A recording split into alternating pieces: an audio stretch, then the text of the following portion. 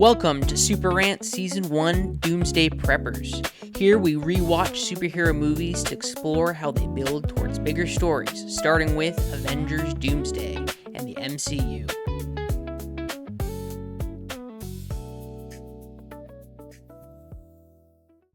Welcome back to Super Rant. This is the podcast where we watch movies and talk about how they relate to other movies, starting with the MCU and Avengers Doomsday, which is imminently approaching. As always, my name is Brian, and I'm happy to be here. My name is Kevin. I'm a lead writer for Screen Rant, covering all things superheroes, Star Wars, and all sorts of fun stuff.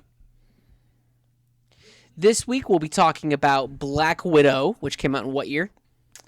2020? 2021? And then we'll be talking about the Falcon and Winter Soldier TV show. We've also got some of the big news that happened at D23 this year, so we'll talk about that. And we'll talk a little bit about Lanterns, but maybe we'll save our big ol' debrief for after the entire show is out. But yeah, let's get started on Black Widow. We'll run through initial thoughts on that, talk about how it relates to Doomsday, and then we'll do the same for Falcon and Winter Soldier.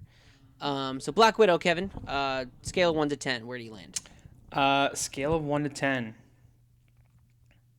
I'd give it maybe like a 6.5, 7, something around there. I think I tend to be more conservative anyways, but I think I'd probably give it closer to like a 5.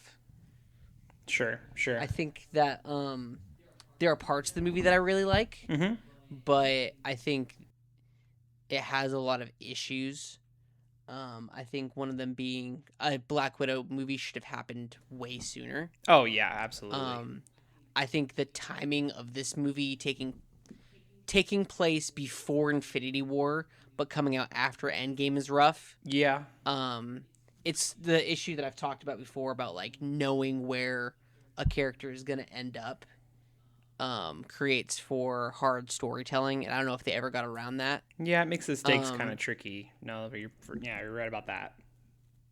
And then, in my opinion, the most interesting characters weren't even Black Widow in this movie. It was Yelena and Alexei. Mm-hmm. Yeah, no, absolutely. They were definitely the standouts. And I mean, clearly, in the MCU, they've also been standing out. Yeah, Yelena in particular. I think Florence Pugh does an incredible job with that role. Yeah, agreed. She's awesome. But, like, this movie had elements to be really good, and then it just didn't really, like, go as far as I think it could have. Yeah. Like the beginning of the movie where they're living the American life and then they have to go back. The opening credits with like the human trafficking stuff was just absolutely insane for a Marvel movie. Mm-hmm. No, and then for sure. like having Taskmaster in the movie is a super big win for me because I love Taskmaster. But then on all of those things, they never went, I think, far enough. Like I think they established them as like a family at the beginning of the movie, but then for the rest of the movie they're just like, yeah, we're a family, but then like maybe didn't do enough to show that. And then like the human trafficking thing, I think they hit it really hard, but I think they could have hit it even harder. Taskmaster, they did not at all do what they should have done in terms of like being able to mimic abilities and yeah, like, I think they were too. They should have done a much better job with the visual cues of like who she was mimicking, how she was mimicking them. Yeah. She should have had more gear to help mimic that. I think it needed to be more clear. I think there could have been some really cool cinematic stuff with that. Yeah. And that just never happened. I think they were for Taskmaster, I think they were just really hung up on wanting to have a cool twist. And I don't even know if it was that great of a twist to begin with, but I think it did come at the expense of fleshing out like some of that, just the cool stuff that makes Taskmaster in the comics. Well, and like I'm okay with the twist. I think the twist is actually really good, but like they could have done a better job of like, like at the beginning of the movie they showed her like watching clips of heroes, but like they could have literally been like loading like fighting styles into her matrix or something. Yeah. Right? Like, she should have been, like, more cyborg to the point where they could literally upload fighting styles to her brain. Yeah. No, Like that would have been so cool. I would have loved to see that. And instead, it was just like, oh, yeah, I've really studied. And it's like, okay, yeah, that was, like, kind of what the original Taskmaster did, except to, like, a higher degree and a higher level. Yeah. Because for the original Taskmaster, it was legitimately like a photographic memory type deal, but like amplified. Yeah, for sure. I can't remember what they call it, but yeah. Correction, it did. It was the like movie did, photographic memory, Yeah. but like with like movement and skills. Yep. And just correction, the movie did come out in 2021. The whole COVID thing throws me every time. It's crazy. Just totally messes us up. Yeah. But I mean, overall, not a bad movie. I think just poorly timed and maybe not enough given to it. Mm-hmm. In terms of Doomsday connections, I'm just gonna keep us moving along. We've got a lot to talk about. Yeah. We're seeing Steve show back up. We're seeing this version of Doctor Doom that's like potentially a Tony variant. Do you think that at all we could see a Natasha variant? I would not be surprised, and I'll tell you why. There is supposed to be at least one, if not a handful, of these like Latverian witches. We've seen their seen their costumes at San Diego Comic-Con, and what they did something very interesting, which was like each day they changed the costume. So like one day the robes were purple, one day they were orange, one day they were green, and they had these metal masks. And I feel like they haven't said nothing about this like Latverian witch or Latverian witches. I would not be surprised if it was like some big reveal type deal where it's like could be Wanda, maybe could be Natasha. Like I think there's some opportunity there. But even if it's not in Doomsday, I wouldn't be surprised if we got a little bit of Natasha in like Secret Wars. Yeah, sure. Yeah. Yeah, it could be cool if those witches, if like one's Natasha, one's Wanda, one of them could be Agatha. Yeah, there's a lot of cool potential. All right, let's keep moving along. Falcon and Winter Soldier. On my scale, I would rate Falcon and Winter Soldier like 9 out of 10. It's pretty dang good. I think I would say I might be on the lower end on this one, only because I'll get into it in a little bit. I would say 8 or an 8.5. It's probably just below. I just think this show did a really good job. It absolutely did. Of like exploring what does it actually mean for Sam to take up the mantle? Yeah, it just did a good job. It just did a good job in general. Like, yeah. Like this show felt like I would say I like this show more than I like the brand New World movie. Oh, or Brave New World movie. Yeah, no, absolutely. Yeah. And like having Bucky and Sam, like potentially the two closest guys to Steve Rogers, like grapple with the fact that he's gone, and with a country that wants to take advantage of the fact that he's gone. I think that's just very interesting. No, I mean, yeah. John Walker is a great character in that he's super easy to hate him, but then like when he's at his lowest, you kind of want to root for him a little bit. Like he is a great character that just like fluctuates all over the board. Yes. In terms of like where he fits in and like how he's going after the man. Like it's very good. He keeps the story moving along in a really great way, I think. No, 100%. I think my rating is maybe just a little bit lower than yours, if only because I think Falcon Winter Soldier is good all the way through until you get to like the last 20 minutes. Oh, no, I think I would agree with you. I think that on this most recent time watching it, he gets pretty vague at the end about like, we just need to do better. Yeah, so give me a second. In what way? Yeah, give me a second here, because that is, I think, maybe my core. I have two core issues, and the first one is Sam Wilson's solution and big speech debuting as Captain America in his new suit and going against the GRC. He's like, he literally says, you got to do better. And it's like, okay, how? Because like this is a very tricky situation, and you're basically dealing with what was a new status quo that had been established for 5 years for people, and trying to reintroduce the old status quo, and it just really felt like kind of like a darned if you do, darned if you don't type of situation, because everyone had moved around, and that's why you had the Flag Smashers, because Yeah. they liked what had happened during the 5 years, and it felt even more, arguably more unified than before. So it's tricky because obviously their methods were wrong, right? And it's Sure. it's tricky to have, well, they're doing something tangible, whether it's good or not, and Sam Wilson's response is, you got to do better. And it's like, okay, yeah, there's probably some solutions, but like, even if it was just like, let's figure it out together. I mean, that's still kind of vague, but at least that like shows that Sam's willing to be more proactive himself to like help the GRC as best as he can. I don't know.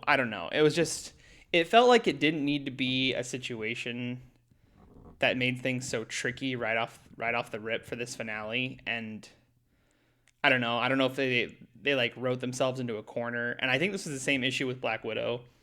Because of COVID, I know that for some of these early projects, there was a decent amount of rewrites.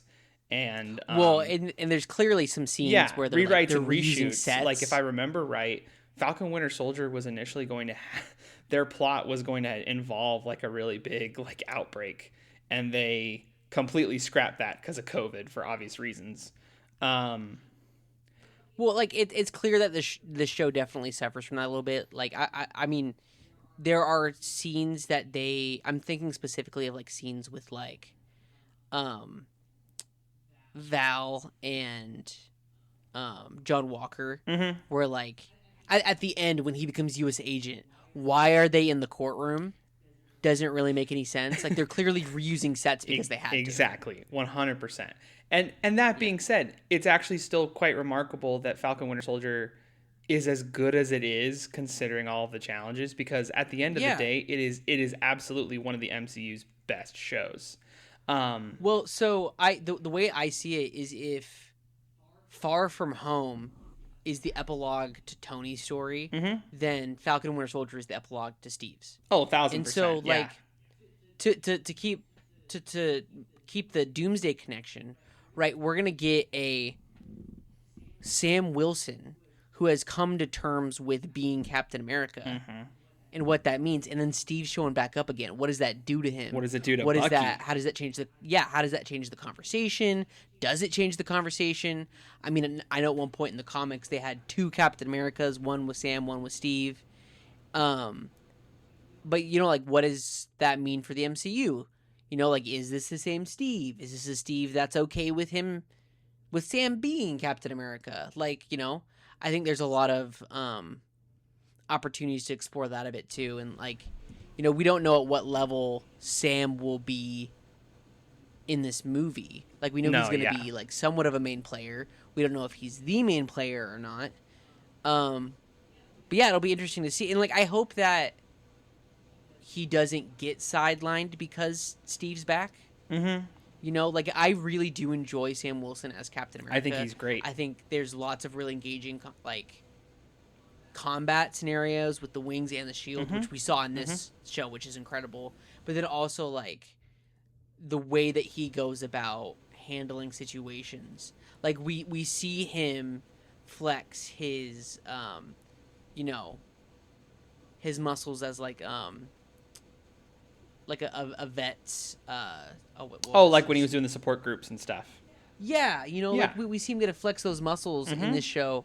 And then as helping Captain soldiers, America, helping so soldiers cool. in trauma, and like he absolutely got to show off some of that prior skill, and I think that's actually one of the strengths of Falcon Winter Soldier is just the conversations that Sam Wilson gets to have, and they put into the work to legitimately show what it means for a black man to wield the shield, and even Bucky admits like in ways that he and Steve could have never predicted, and he's like, how could we?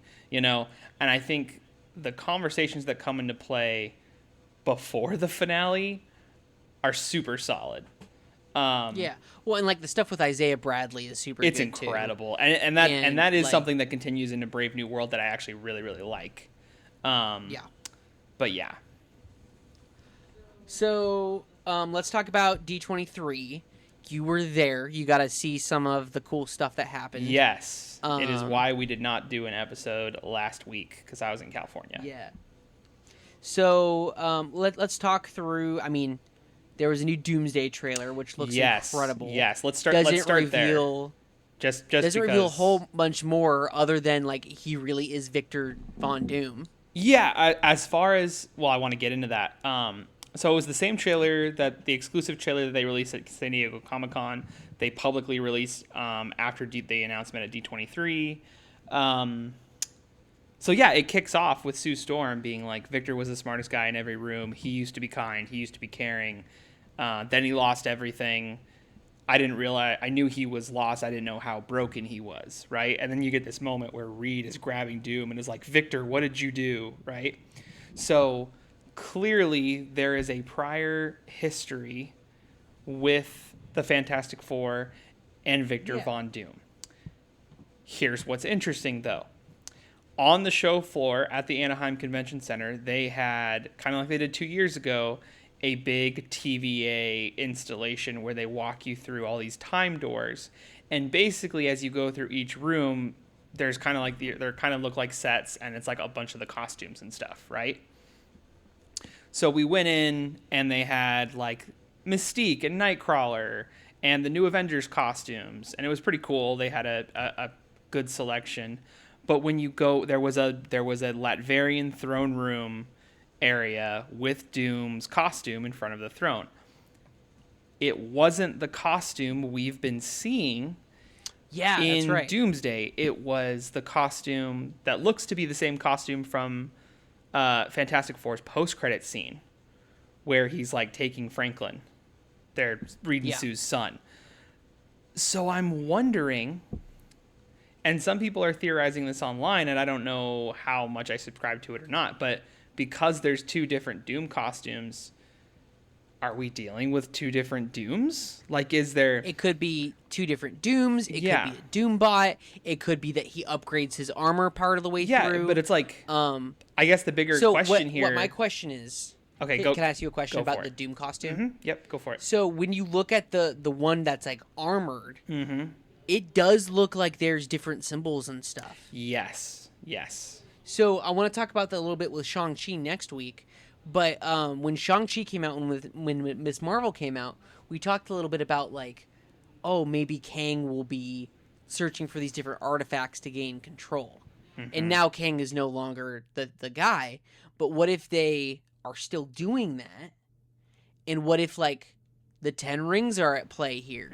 What if like there are other, like what if he kills Thor in the first 20 minutes of the movie and somehow incorporates Thor's armor into his armor, you know?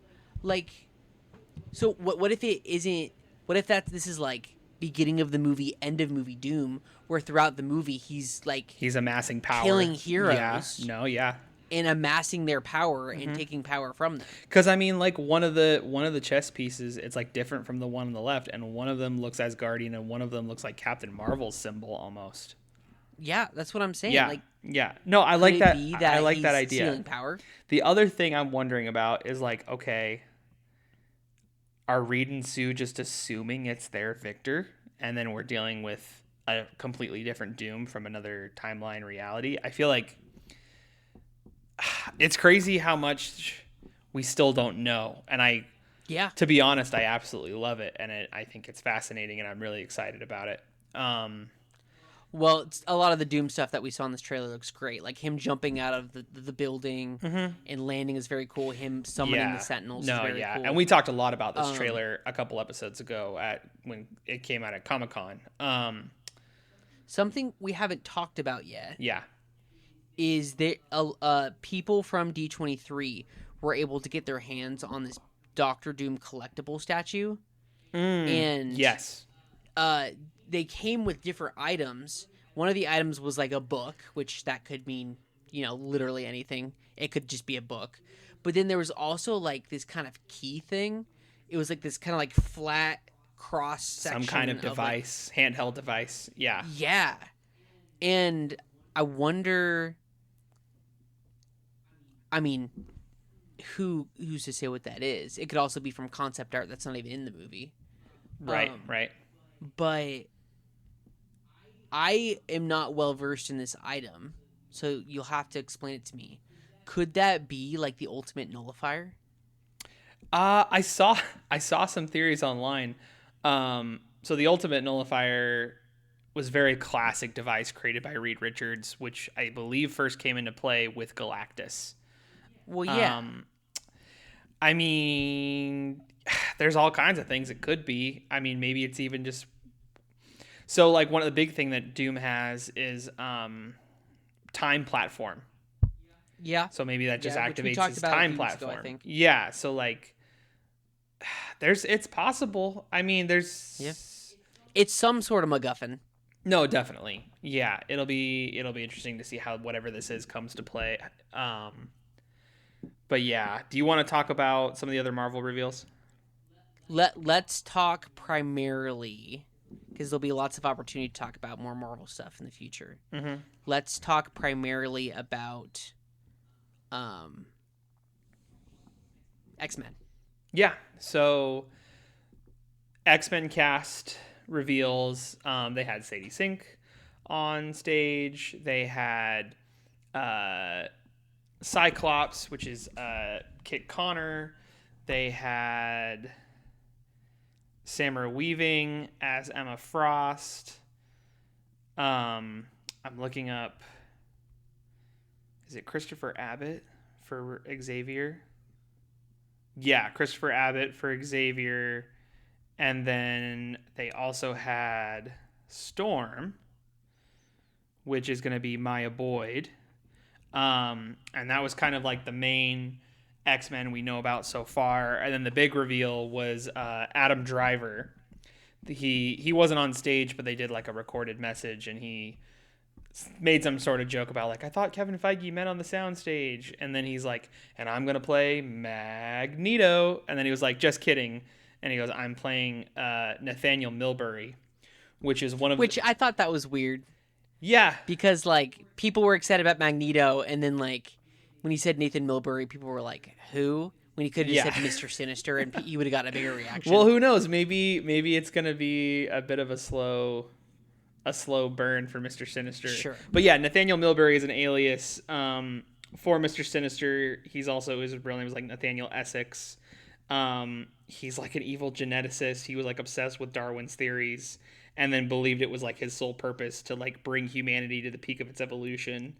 So when mutants come onto the scene, he like experiments on them, tries to take their powers, tries to replicate, tries to merge them, all these horrible evil experiments. He's a really cool X-Men villain. It'll be cool to see what they do with him in the MCU. Driver seems like he's a good choice for Sinister. So, for our purposes, as it relates to Doomsday and Secret Wars, people have been speculating about, after Secret Wars, is our universe going to merge with another universe? What will that look like? And this X-Men movie that they are working on will be the first one after Secret Wars, correct? Yep. And so what this means is that if whatever universes merge, which I don't think they are, we're going to have these brand new X-Men. And Sadie Sink is playing Jean for sure. That's what we know from Spider-Man Brand New Day. Yep. And so for me, I don't think we're going to get these merged universes after Secret Wars. No, we could. And there's been some, but they're not going to merge the original X-Men into the new universe. No, and there's even been some talk from like Feige and the Russos, like anybody expecting like a full Universal reboot is going to be disappointed because there's no way they're going to ditch everything, Yeah. So yeah, it'll be interesting. I want to talk about Vision Quest just a little bit. Oh, yeah. Because they also released a trailer for Vision Quest, and it looks freaking dope. It looks cool. End of the trilogy that they started with WandaVision and Agatha. Yep. So we're getting... Yeah, it looks cool. I'm a big fan of Ultron coming back. Yeah. I mean, I've said it before on the podcast. Walking out of Age of Ultron, you did. I felt that Vision had preserved Ultron somehow. Of course. And I feel like we're getting that. Oh yeah. So I'm very excited about that. Also, the fact that like Ultron could just die is not true to like his character at all. No. Like he always comes back. Right. He always finds a way to hide some level of his subroutine somewhere in something. Yes. And always comes back. Yes. So when we look at the trailer, White Vision's coming back. A lot of it is going to be inside kind of his own like digital mindscape. So we're seeing a lot of past AIs inside Vision's head as like their human forms. So like we see Ultron, but we also see like a human version, like it's actually James Spader, which is going to be really cool. Yeah. Same thing with like Jarvis, like they're bringing back Jarvis, the guy who played Jarvis in Endgame and Agent Carter, which is awesome. But yeah, I think it's going to be really fun. We also see Tommy a little bit. Tommy was teased at the end of Agatha. So the hope is eventually either if it's the end of Vision Quest or it's setting up some other project, the Maximoff family will be getting together, reuniting. Whether that includes Wanda or not remains to be seen, but I'd be very surprised if it didn't. But yeah, the Vision Quest trailer looks sick. Yeah. It also at one point in the trailer featured like Paladin. It's going to be really cool. Yeah. Having said that, D23 across the board, really cool. Ahsoka trailer blew everybody's socks off. The early footage for Starfighter looks great. Gosling is going to kill it. He's got maybe the coolest Star Wars jacket I've ever seen. It's going to be really cool. I'm sure we'll get into it more. I'd love to do down the line. We'll do some Star Wars episodes or something when we get through Doomsday. Yeah. Let's end cap this with lanterns real quick. Yeah, First that's what I wanted to end with is lanterns. Just we won't talk very specifics yet because it's still super early. Yeah. But I liked it. Oh my gosh. I thought it was good. It was so fun. I think they're taking it in a really exciting way. Jon Stewart has always been like my Green Lantern. Yeah. And so I'm very excited for what they're doing with him in this show. Yep. I think he looks great. I think he's for me, he was the standout actor of the show, but Kyle Chandler did great as Hal Jordan. Dude, he's killing it as Hal Jordan. Oh my gosh. I'm very excited to see what this show goes. Seriously, it's crazy how we only got one episode and there's just so much to think about and speculated on. Like there are multiple layers of mystery. And like, yeah, it kicks off like an episode of True Detective, but it's so clearly like going to kick into high gear, and it's just on this crazy trajectory with like cosmic stuff. Yeah, it's gonna. I would love for it. I would love for like their powers to get like more and more used as it goes. I saw somebody say like, "Oh, why don't they just use their ring for everything?" Well, they use their ring in like the same way that like ideally a cop would. Yeah. Yeah. And that, like, it's powerful. It's not supposed to be their first reaction. No, yeah. And so, like... When Hal gave that kind of... As things get more dire... Yes. I would love for them to use the ring more. Yes. When Hal gave that kind of example of, like, it's a dangerous weapon, when and if to use it, that's the whole ball game. Like, yeah, that's a great answer. And so, like, the fact that we had one episode and we got, like... a dollar bill, a bottle opener, and a couple energy bubbles, like that's super exciting to me because I think with every episode the constructs are just going to get bigger and bigger, and we'll see the suit eventually. And it's like I said, it's going to evolve into something much more cosmic. And oh my gosh, the first episode was so good. I'm very excited to see where it goes. Well, all right, that's where we'll end the podcast for today. Next week is Shang-Chi and Loki Season 1, which is a great combo. Oh, yeah. Both movie and show Phenomenal. is great. So make sure you watch those before next time. We're also updating the schedule a little bit to make up for the week that we lost. So pay attention to the changes that are happening there if you are paying attention. And yeah, we'll see you next time. Catch you later. Thank you for listening to Super Rant Season 1 Doomsday Preppers. Look out for our following episode next Friday. And remember to watch the upcoming movie before listening. You can find a link to our watch schedule on our YouTube page.